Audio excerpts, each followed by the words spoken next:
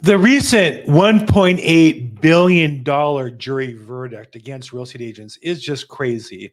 And I like to walk you through why that is rather than the hyperbole. It's always fun, I think, sometimes to blame the man, blame somebody else for things, cheating us. But really, if there's any place where consumers are protected by insane competition, it's in the real estate field, specifically on the commissions. I'm going to show you how by walking you through the options that customers have today. I'm Bill Gross. I'm a broker in Los Angeles, California, primarily a listing agent, but I also represent some buyers from time to time. And what I want to tell you is that we've created a system as real estate agents of cooperation that gets us to work together mutually for our customers, unlike any other business.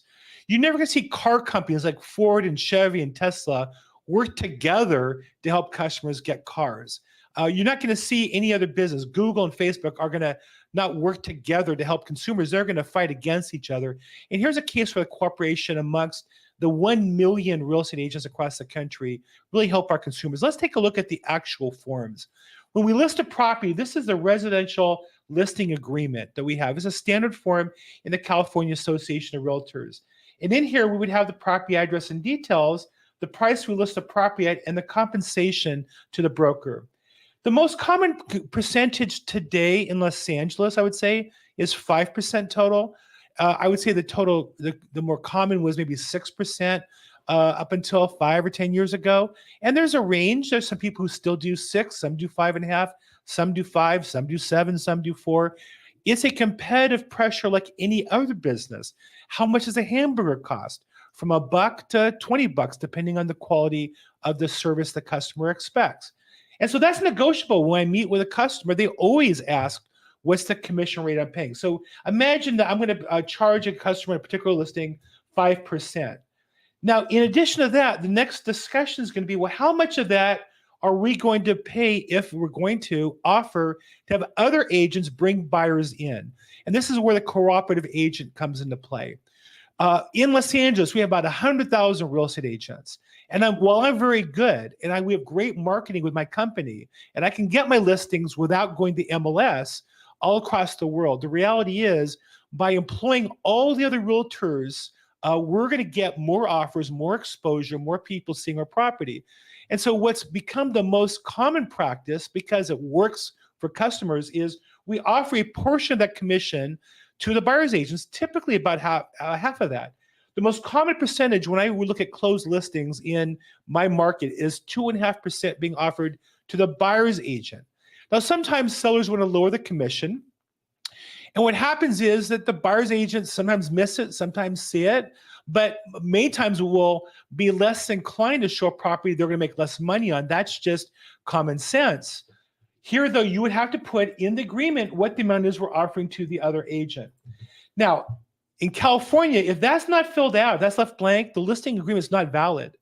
So this is something that my customer has to have filled in at least. And normally, as a practitioner, we're going to discuss with them what that would be.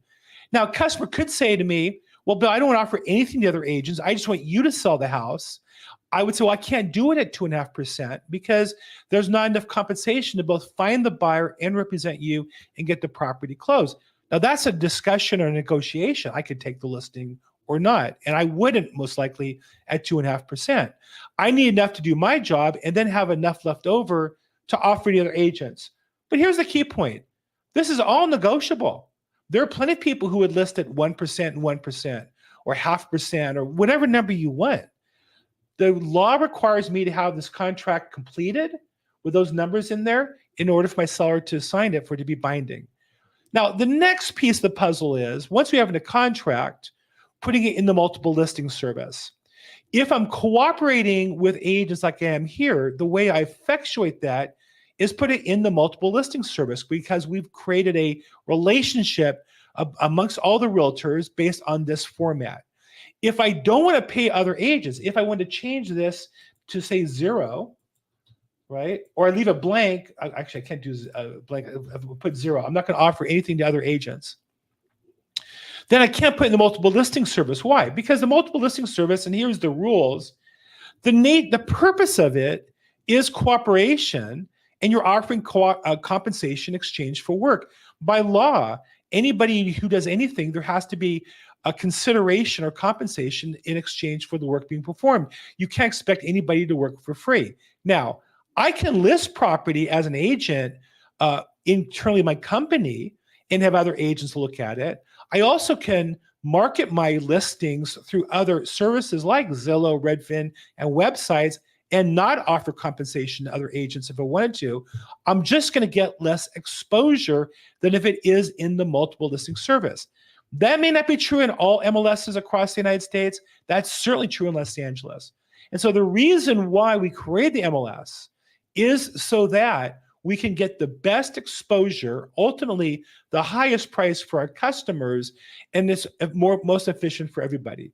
Yes, of course, if you pay zero commission, you might think you're going to save 5%. But in my experience, those who pay 0% commission get 6 or 7% less on the sales price and will net less money in the long run and have to do the work on their own. So at the end of the day, what does this lawsuit accomplish? I don't know. I do know it's creating great disturbance to the marketplace. I do know that it threatens to restructure a system that's worked really well for customers, in my opinion. I'm a capitalist, and I believe this has worked for customers, my clients, as well as for me, as well as the agents that I work with to help us give the best service to our customers. What are your thoughts? If you think differently, put a comment in below or reach out to me. I'm at Bill Gross Probate in social media. And as always, make today your